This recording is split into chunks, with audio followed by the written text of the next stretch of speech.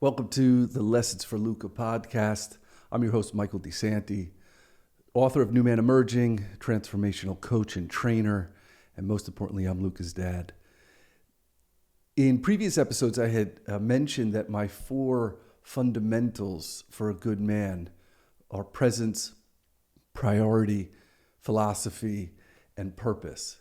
And in this episode, I want to focus solely on the first quadrant, which is presence. Presence is the choice and the ability to be here and now. And in my book, I write that our presence is our power. And by power, I distinguish that in the transformational sense. Power is really the ability to influence outcomes, behaviors, or a course of events. And so when we choose and have the ability to be present, what we're ultimately saying is that I have the ability to influence my state, influence my choices, my decision-making, my actions. I can influence my inner world. I can influence the outer world around me. And that's only available with presence. And when people are present, like we could feel it. When people are present, we can feel that they're engaged, that they're focused, that they're fully immersed here and now, that they're with us. When people are present, people feel respected, seen, heard, validated. And the opposite is also noticeable. When people aren't present with us, we feel that we get the sense that they're checked out, that they're disengaged, that they're preoccupied, that they're somewhere else. When we're present with people, when we're present with ourselves, present with the moment, it's a way of adding and contributing value to the moment. People feel valued. People feel seen and heard when people are present with them. And we feel safe, we feel a sense of security, we feel a sense of togetherness, but we are so conditioned to either be in the future or be in our history that it robs us of this accessibility of our own inner state here and now. And so if we aren't present, if we don't have the ability, the commitment, the conscious choice to be here and now, we go on our defaults. Those defaults tend to be either an over-focusing of our future, some future self, some future accomplishment, some future status, some future acquirement.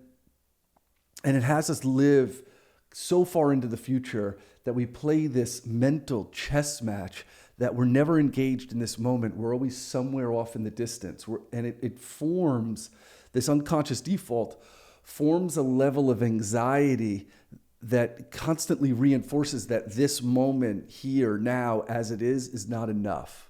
But it will be once I acquire, or become something in my future. The other default is that we tend to over-focus and over-highlight our own personal history. We tend to become a victim to our own personal history, and it keeps us trapped in the past and has us become a victim to old events, to old things that happened, and it keeps us locked, limited, and trapped in our history. And it creates a constant state of regret or depression. What we're ultimately understanding, when we look at presence and we focus on presence, it has us cultivate and prime our mind, our body, our emotional state, our feelings, our thought systems, all of us, the holistic part of our being. It primes us to be able to be here and now, rather than on this constant default of fight or flight. This constant default to want to escape the moment, escape the discomfort, escape the stress, escape the adversity that sometimes life is bringing to us over and over again. And so as we cultivate this muscle, as we prime this muscle, which is thinking, which is physical, which is emotional, which is spiritual, as we keep cultivating this muscle, it has us constantly engage in this moment, not just with the good and pleasurable things that we enjoy, but also has us engage with the challenges, the stresses, the adversity. And rather than default to run, default to escape into the future, or default to be trapped in my own history, I could allow a deep breath. I could allow my body to be here, to be now, to confront the stress, to confront the adversity, to be with it. The goal here, by developing this fundamental muscle of presence, the goal here, as I write in my book, with a sense of presence, the goal is to be a man who's in full possession of himself. That I could meet challenges and stay present. That I could actually face stresses of life and internally remain relaxed and calm and poised. And as we develop that muscle, it opens up a whole new possibility for ourselves, for our relationships, for our future. Because when we are not present, when we are disengaged, it's really the people closest to us. It's the people that our family, our friends, our closest people, they're the ones that suffer most. When we're not present in our relationships, when we're not present in our marriages, when we're not present with ourselves, it's the people around us that love us the most that suffer the most. And so what we look at here is developing this muscle to keep us fully engaged in life as it is, the way that it is, so that we could continue to cultivate the muscle that it takes and requires for us to live into a greater potential in our future. And I'm excited that there's so much language and there's so much attention now on developing present practices. Nowadays, mindfulness and meditation and breath work and somatic work and all, therapy, like these are becoming way more common in our cultural lexicon, in our cultural narrative and environment now, which I'm thrilled about, because they're incredibly valuable to honing and priming that muscle of presence. What I want to focus on here in this episode is what I call point of origin work. And briefly, I distinguish this in our pathway of growth, is that we have what's called point of origin, point of presence, and point of power.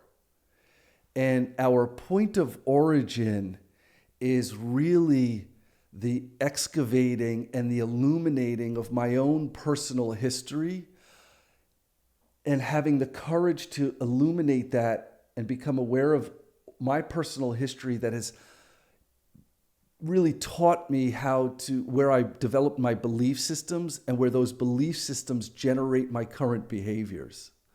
So point of origin work is really about going back into my own personal history and understanding my family dynamic, my cultural dynamic, my personal dynamic, that where I formed those belief systems, where I made certain conclusions, certain narratives about myself, about people, about life, about the world, the origin of those belief systems that developed stories and behaviors that influence my life today. That's the work that I want to focus on here.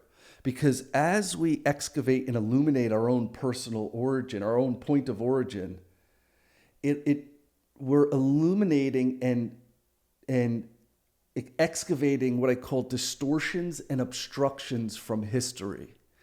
And the more that I could excavate those obstructions, it leads me to a place where I have far more freedom and far more access to states of being here and now. States like power, openness, vulnerability, honesty, authenticity. Those are always accessible to us, but so often our point of origin has them suffocated or suppressed that we feel as though we don't have access to power or confidence and authenticity here and now. So I want to focus on point of origin in this episode because a good man has the courage and the willingness and the bravery to actually confront that point of origin where he knows that there's certain limitations, certain blockages that are actually influencing and affecting his life now, affecting his relationships, affecting his prosperity, affecting his health, his spiritual life, anything that he values or prioritizes. When all of that point of origin goes undetected, unexamined, flies under the radar of our consciousness, it shows up in our relationships to ourselves and to others.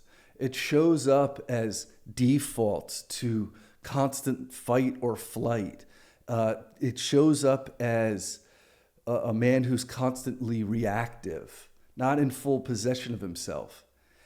And a good man has the courage to do that inner work, to explore that point of origin, not to unpack and live there and be a victim to our past, but to go with a willingness and an earnestness and even a curiosity to say, where is it that I concluded these belief systems? What is the origin of these belief systems? And so often we find that it has so much to do with our family dynamic, our cultural dynamic, our own personal experiences.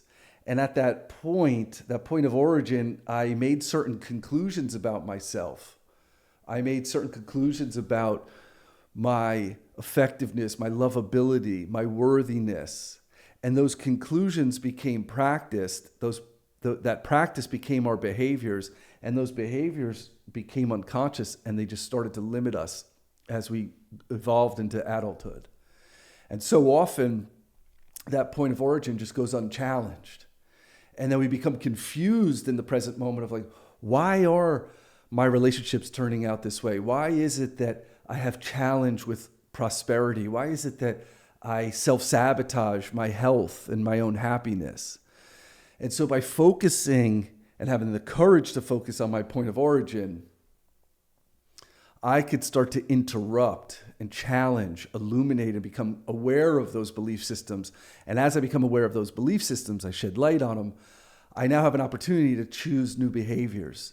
I have an opportunity to choose new pathways that are far more aligned and congruent to greater commitments and what I value in life. And so, as I said, a good man has the courage and the willingness and the earnestness and the honesty to look back in our point of origin and say, let me examine this. Let me shed some light on it. Let me get support in it. Let me get guidance in it. Let me speak this out so that I can make sense of it, and then I can interrupt it so it doesn't interfere or sabotage in my current life and also in my point of power, my future life. I say that a good man has the courage to do that because I often find that if you ask men to do dangerous things, to jump out of airplanes, to do things that really put them on a knife's edge or a razor's edge, men, I'm generalizing here, but men tend to sign me up, let's go, I'm in. But when we ask men hey, let's explore the deeper parts of your inner world so that we confront that shadow in us, that we confront that personal history in us, all of a sudden, men are busy. So a good man does have the courage to go back and examine all that in our point of origin. I want to look at point of origin, and I want to connect it to and even add some language, because when we look at point of origin, it's easy to look back and talk about trauma. And I'm very happy that certain things in the course of the last 15, 20 years of coaching, there's certain things that we talk about readily now that we did not talk about in the space 15 years ago. And trauma is one of those things that we do talk about. It's now far more common to talk about trauma than it was when I first started coaching.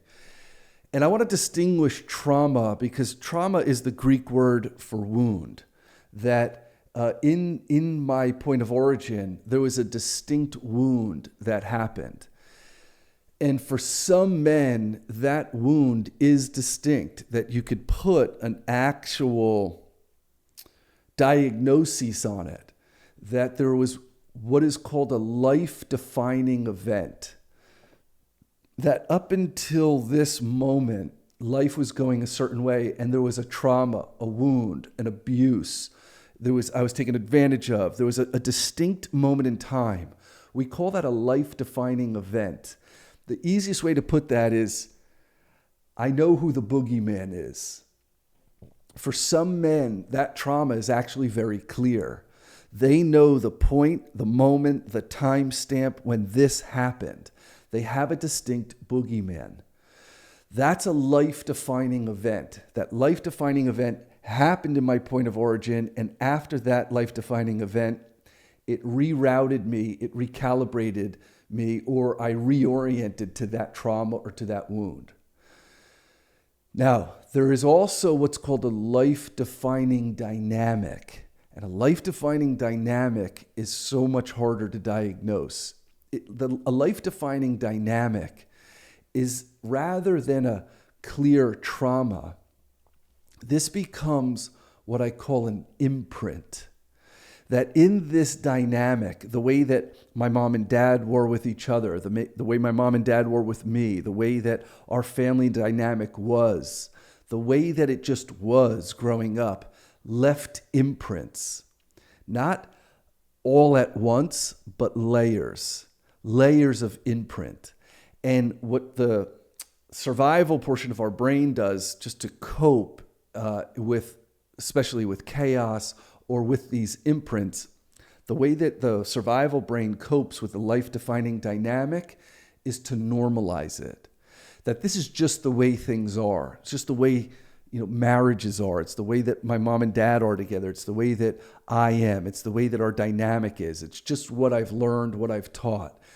For a lot of men, those imprints are actually harder to illuminate and harder to define, because there's actually a cleverness of our psyche and a cleverness of normalizing, where a lot of men in their point of presence here and now have a hard time going into their point of origin, because it may look like, I had a good upbringing. My parents did the best that they could. We didn't want for anything. We lived well. Sure, things weren't ideal, but you know what? It was what it was. And so what happens is in our point of origin, those imprints are actually really harder to unpack and diagnose for ourselves, because we want to just move on. We want to think that, well, no, there's some defect with me, and that's why my life isn't as fulfilling, as prosperous, as exciting as it could be. Like, maybe it's just me. The courage to unpack those traumas and imprints, those life-defining events and those life-defining dynamics, it requires a lot of work, because those life-defining events require that I now go and confront, where did I recalibrate or reorient my life to that trauma? Or where were those life-defining dynamics? Where were those imprints where, over time I just developed becoming a people pleaser. I developed becoming an overachiever. I developed an avoidance behavior or an avoidance attachment style. I developed just being a victim. You know what? There's just nothing I can do about it. Where did I go into these survival frames of always being hyper vigilant and on high alert? Where did I develop those patterns? Where did I develop those behaviors? Where did I develop those belief systems? And in our point of origin, there's something that is really, really important. And as a father now, I see this more and more. But the main motivating factor of us when we're young, as we're developing our worldview, as we're developing, who we are in the world and our calibration in the world. When we're young, the attachment of a child to a caregiver is constantly about seeking or practicing, how do I get love, attention, acceptance, affection, and approval? That as I develop my sense of myself in the world, I'm constantly looking to my, especially caretaker dynamic, but even a family dynamic of where do I get love, attention, acceptance, affection, and approval? And where do I feel I lose that? Or where is that hindered? So as we're young, we're constantly building this worldview, and we're looking to our caretaker dynamic and our family dynamic that when I do this or when I behave this way, I get love, attention, acceptance, affection, and approval. Or when I behave this way, I lose love, attention, acceptance, affection, and approval. And we will build 90% of our lives from that early onset of worldview building. That when I do this, I get love, attention, acceptance, affection, and approval. And when I do this, I lose it. And so little traumas and little imprints actually have us start to form behaviors that when I perform, when I bring home all A's, my parents are ecstatic. When I'm this way, my parents ignore me. When I do this or I'm this way, I get attention. When I do something this way, I don't, or I lose it. And so we are constantly in our point of origin, in our building of our worldview, we are constantly practicing and priming those muscles of behavior, those muscles of who we are, defining ourselves. And along the way, those traumas, life-defining events, or those imprints, life-defining dynamics, have us constantly conclude narratives. Those narratives are simply what I tell myself, about life, about people, and about the world. Those narratives become stories. Those stories repeated over time become beliefs, and those beliefs generate behaviors. So if I start to illuminate in my point of origin that there's certain areas where I concluded that I was unworthy, I concluded that I was unlovable, I concluded that I'm just shy and I'm not outgoing and I don't have what it takes. If I concluded that people aren't to be trusted, that people disappoint you, that life lets you down, life is hard, I've got to fight to become something. If in my point of origin, I can start to illuminate where I form those conclusions that become beliefs that generate behaviors, I can actually start to see where am I bringing that belief system into my current reality? Where am I operating as though life is hard when actually things are actually coming to me relatively easily? If that belief, life is hard, it permeates the way that I operate, I will self-sabotage when things are not stressful. I will ultimately create unnecessary stress because my behavior must be congruent to that belief system. If I operate with a sense of people aren't to be trusted and people let you down, that will inevitably seep into my relationships. That will inevitably develop a skepticism about me that even someone that cares for me, loves me, wants to support me and encourage me, I'll actually have a distortionary field of that belief system that actually does not allow that love to come in, that does not allow that support to come in, because I've created this worldview where people aren't to be trusted, so I got to go it alone. If I want something, I got to generate it on my own. It's up to me. People will let me down. People are just another drag on me. And that'll actually impede on our relationships, deteriorate our relationships, because I'm unconsciously operating with this belief system. We have so many unconscious belief systems around ourselves, around money, around relationships, around our health, around our own worthiness, that if those belief systems aren't uncovered, given attention and awareness, excavated from our point of origin, they are so deeply embedded and practiced that we'll actually be confused why our life is showing up the way that it is here and now in my current reality. Because they're so embedded, they're so hidden, they're so suppressed that we just go on what's called automatic. We go on a default reactivity, and we end up doing exactly that. We react, act again from our own personal history. And then we start to live as though it's just inevitable that I'm always angry.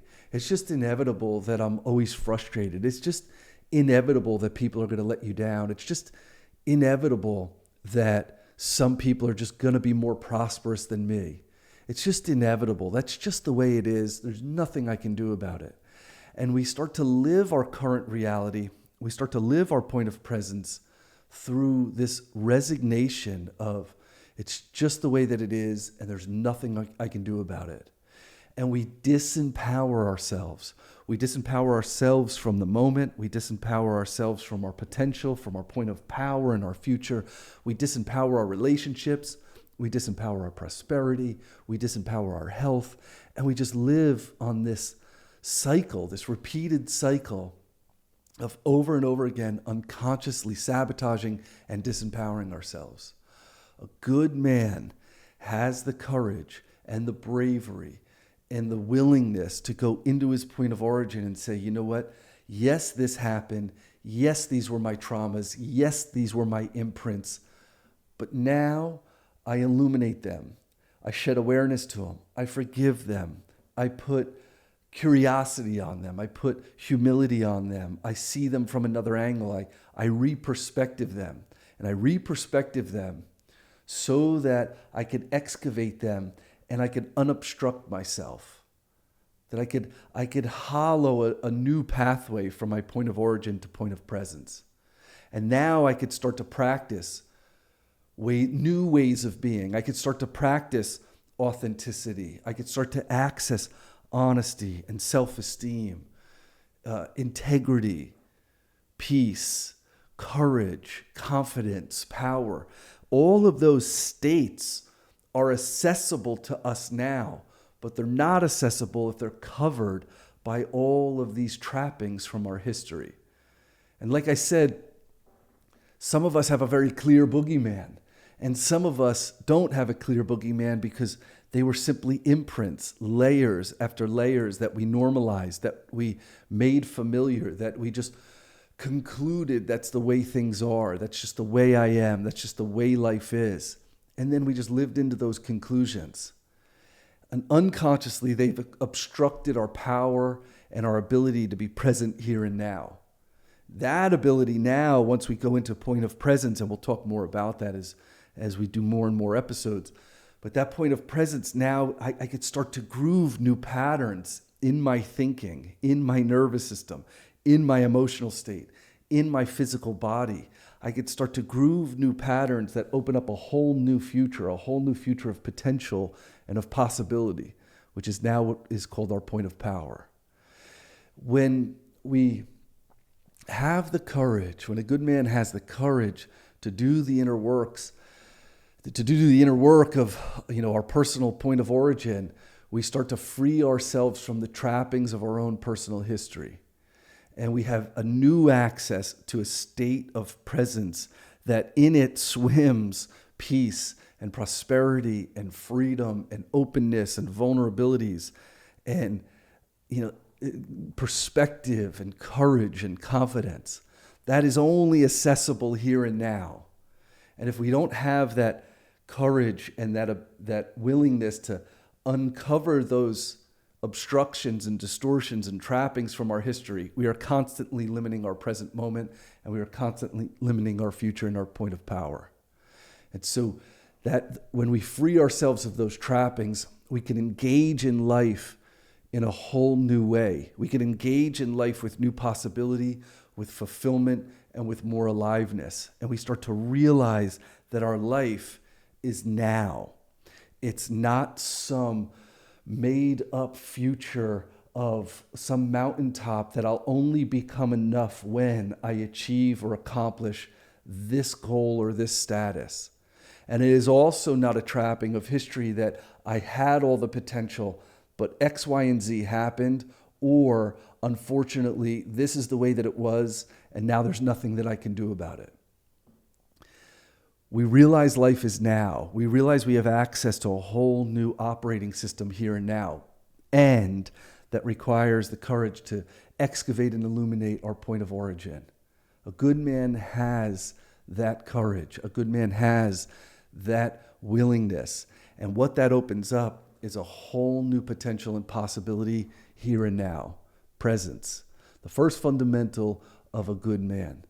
And that's why I want to spend this amount of time highlighting this foundation, this fundamental. Good man has presence. And that presence is constantly honed. It's polished.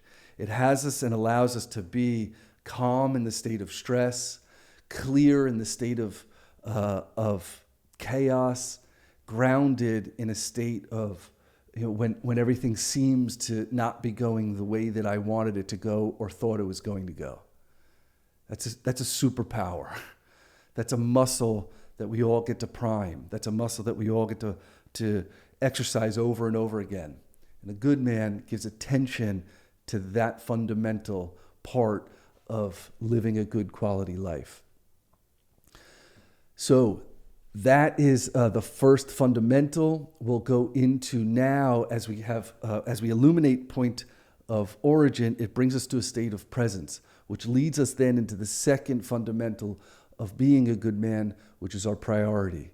Priority are the arenas and the domains that we fulfill our inner world through. They're the external world that we fulfill that inner world through from a place of presence. And we'll go into that in the next episode.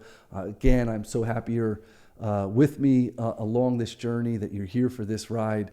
Thank you so much for accompanying me on it. I hope you're gaining value from it, and I wish you all the best.